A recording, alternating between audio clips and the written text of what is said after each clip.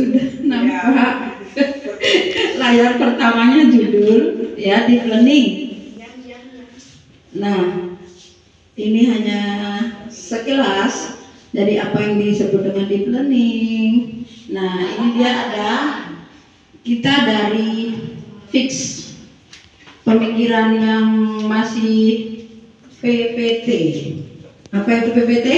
Pola pikir tetap, fixed mindset, ya, menuju ke growth mindset atau PPB. Ciri-cirinya, apa yang disebut dengan fixed mindset? Kenapa ini saya buat coklat? Karena coklat ini stagnan, ya, makanya sengaja diwarnainya coklat. Nah, ini yang fixed mindset, yaitu pola pikir tetap. Pola pikir tetap, ciri-ciri apa yang disebut pola pikir tetap, yaitu pola pikir yang meyakini bahwa kemampuan dasar dan bakat adalah bawaan dan tidak bisa diubah. Itu pola pikir tetap atau fixed mindset. Ciri-cirinya adalah tidak menyukai tantangan, tidak bertahan, dan tidak ada usaha. Takut tantangan, mudah menyerah. Jadi kalau kita melihat siswa kita itu takut tantangan, mudah menyerah, terus dia merasa nyaman, ya, berada di zona nyaman. Misalnya, aduh saya kayak gini aja, pola pikir bertumbuh atau growth mindset. Ini ciri-cirinya adalah anak itu menyukai tantangan. Dia suka bereksplorasi, kreatif, inovatif. Itu adalah ciri-ciri dari pola pikir bertumbuh atau growth mindset, ya. Usaha, walaupun anak itu tidak pandai tadinya, tapi karena dia punya pola pikir bertumbuh atau growth mindset, maka dia akan menjadi berhasil. Oke. Selanjutnya adalah tentang pola pikir bertumbuh. Ini adalah dapat divisualisasikan dalam bentuk peta pikiran atau mind map.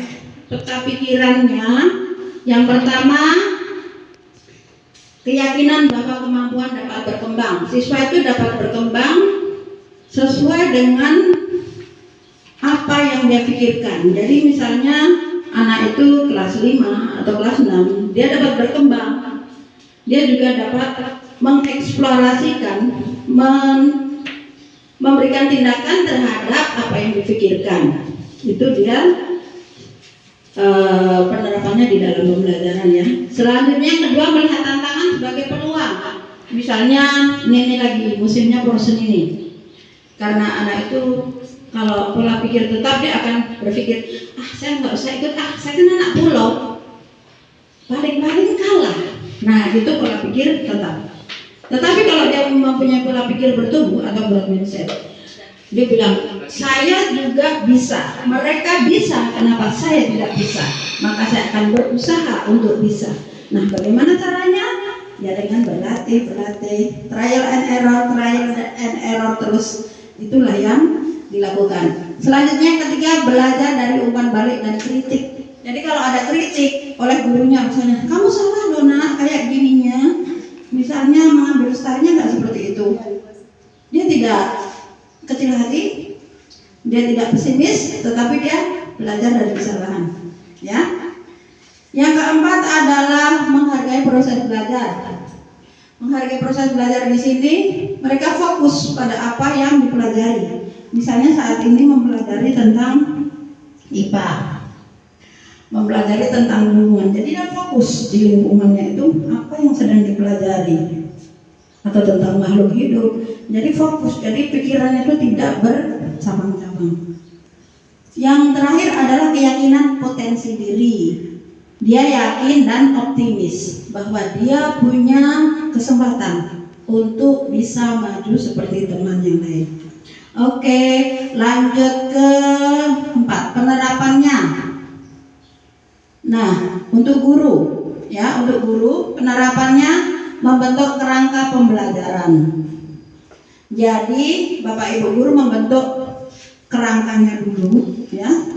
membentuk kerangka pembelajaran di dalam membuat pola pikir siswa yang berorganisasi tadi. Dibuat dulu kerangkanya. Kerangkanya dulu dibuat seperti kita membuat RPP atau modul. Jadi kita buat dulu kerangkanya. Kerangka pembelajaran. Ya. Selanjutnya kita akan melaksanakan ini step by stepnya dibuat apa. Seperti kita membuat RPP. Jadi ada pendahuluan, kegiatan inti, kegiatan penutup. Itu. Selanjutnya menciptakan lingkungan belajar yang kondusif. Tadi kerangka ini berhubungan, kita larinya ke RPP. Sekarang lingkungan belajar yang kondusif, belajar yang menyenangkan bagi siswa. Jadi siswa tidak belajar dalam keadaan tertekan. Misalnya hari ini pelajaran matematika, aduh susah kali matematika itu, mending saya nggak masuk aja. Nah itu namanya dia tidak merasa bahagia, tidak menyenangkan ya, dia belajar dalam keadaan tertekan atau aduh saya takutlah ini, saya tetap harus masuk karena nanti kalau aku tidak masuk saya dimarahin orang tua di rumah, tetapi saya tidak suka dengan pelajaran ini gitu. Jadi rasanya pengennya bolos atau yang ada di pikirannya cepatlah istirahat, cepatlah pulang gitu ya. Itu seperti saya dulu waktu kecil juga. Kalau kita nggak suka dengan satu pelajaran atau nggak suka dengan salah satu guru, kita cepatlah istirahat, mau jajan, cepatlah pulang. Itu pola pikir saya dulu waktu masih SD ya. Mungkin kita semua pernah juga dulu seperti itu ya. Kalau kita mendapatkan pelajaran yang tidak kita sukai. Oke, selanjutnya membangun kemitraan belajar. Jadi di sini kemitraan antara guru, orang tua, murid dan semua warga sekolah itu harus harmonis kemitraannya ya. Hubungannya harus harmonis. Bagaimana guru bisa mempunyai hubungan orang tua yang harmonis. Misalnya apa kira-kira yang Bapak Ibu lakukan seandainya Bapak Ibu mau melihat, nanti kan ada co-kurikuler ya, melihat 7 kebiasaan anak sehat. Apa yang Bapak Ibu lakukan? Bertanya ke orang tua bagaimana caranya? Silakan, ada yang mau menjawab? Mungkin membuat buku penghubung ya. Satu, membuat paguyuban. Memang kita ada nih paguyuban kelas 6. Oke. Tetapi apakah setiap hari kita bisa aktif berkomunikasi dengan orang tua? Kurang ya kan? Makanya kita membuat buku penghubung. Ketika membuat buku penghubung, siapa yang mengisi buku penghubung? Orang tua kan yang mengisi. Apakah jawabannya jujur? Nanti di buku penghubung itu sesuai dengan 7 kebiasaan anak Indonesia sehat. Itu nanti dibilang bangun pagi, beribadah. Apakah memang anak itu beribadah? Karena orang tua malu, nanti ditulis anak beribadah checklist dia. Padahal kenyataannya mungkin tidak. Jadi apa solusinya Bapak Ibu guru sesuai dengan 7 kebiasaan anak sehat? Solusinya bagaimana? Kalau tadi paguyuban belum maksimal, buku penghubung belum maksimal, maka solusinya adalah kita melihat dari kebiasaan anak ini di sekolah, in actionnya, tindakannya bagaimana? Atau bisa kita tanya ya, kalau di sini anak-anaknya insya Allah jujur ya. Ketika kita tanya, tadi pagi sholat subuh enggak Bu, kenapa? Kesiangan. Nah, itu jujur kita sudah mendapatkan 1 poin kejujuran dari siswa. Itu yang kita harapkan. Tetapi mungkin kalau yang di kota-kota dengan siswa yang sangat banyak, kita tidak bisa mengelola siswa sebanyak itu dengan pertanyaan dan jawaban kejujuran dari mereka. Ya. Selanjutnya mendorong refleksi. Mendorong refleksi ini maksudnya membantu murid mengevaluasi kemajuan mereka. Membantu murid merefleksikan kemajuan mereka. Kemajuan mereka misalnya apa tadi? Dalam bidang musik nih, misalnya Bu Desi. Wah, ini anak ini pintar Bu, menari. Oh iya, bakat terpendam. Oke, berarti kita harus selalu memberikan motivasi dan memberikan dorongan-dorongan yang lain ya Bu Desi ya. Jadi membantu mereka untuk kemajuan, diajaknya pergi latihan bersama kayak kemarin yang udah kita lakukan tuh tari jogi atau kita ikut porseni. Kalau menang kita nomor 2, yang penting ikut dulu. Ikut itu sudah menumbuhkan mental. Jadi mereka sudah berlatih mentalnya, ya. Jadi nggak mental yang kata dalam tempurung aja, tetapi mereka mentalnya sudah menjadi mental petarung, sudah siap untuk bertarung. Selanjutnya yang terakhir adalah mengembangkan keterampilan abad ke-21. Jadi di abad ini kita harus membuat anak itu untuk belajar dengan digital dan non-digital. Contoh pembelajaran digitalnya mungkin Bapak Ibu mungkin kelas tinggi ya, tidak tertutup kemungkinan yang kelas rendah. Itu membuat pembelajaran di kelas dengan digital, misalnya membuat quizzes. Oke, quizzes mungkin terkendala masalah HP, ya, atau kuota tidak ada, ya. Tetapi kita bisa menerapkan mungkin salah satu saja. Maksudnya kita buat quizzes di laptop. Terus anak, nah kemarin, terus anak apa namanya? Saya lanjutkan dulu. Anak itu akan menjawab. Kemarin waktu saya supervisi, saya sudah melihat Pak Hasan sudah memakai digital, ya. Jadi memakai laptop, anak sudah disuruh untuk membaca dan menjawab pertanyaan dari soal yang diberikan sesuai dengan pelajaran yang sudah dipelajari. Jadi quizzes bisa, jadi memang harus ya, karena ini tantangan abad 21, kita harus melek teknologi. Oke, yang terakhir adalah peta pikirannya. Peta pikiran yang pertama adalah kita membuat grow mindset di tengah kertas. Selanjutnya membuat judulnya nih. Tentang apa nih? Kita mau tentang apa tadi pembelajarannya? Ini semua kita bisa kolaborasikan ya, intra dan antar mata pelajaran. Selanjutnya, ini kita buat cabang-cabangnya. Jadi seperti kita kembali lagi ke kurikulum 13. Kurikulum 13 itu saling berhubungan antara pelajaran yang satu dengan pelajaran yang lain ya. Jadi misalnya matematika berhubungan dengan bahasa Indonesia, berhubungan dengan IPAS. Contoh apa? Contoh perkembangbiakan makhluk hidup. Di sebagainya itu udah masuk pelajaran IPA. Terus matematikanya apa? Matematikanya menghitung denyut nadi. Nah, di deep learning juga seperti itu. Jadi kita bisa membuat berbagai mata pelajaran, lintas pelajaran. Jadi pertama kita sebagai guru membuat dulu peta pikirannya. Misalnya tadi apa tadi? Ciri-ciri makhluk hidup. Jadi apa saja yang dilaksanakan di sini. Nanti anak mengamati. Di sini adanya apa? Kucing. Anak mengamati kucing. Bagaimana kucing itu dari mulai kecil sampai besar.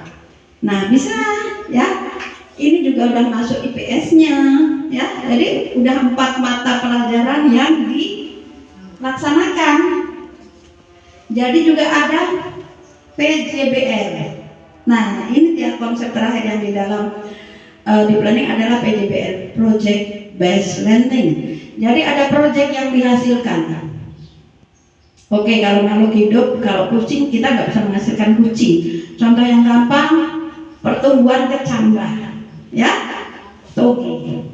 Dari anak mulai membeli kacang hijau, terus mengamati sampai dia menjadi toge, itu sudah menemukan, membuat proyek. Apa proyeknya?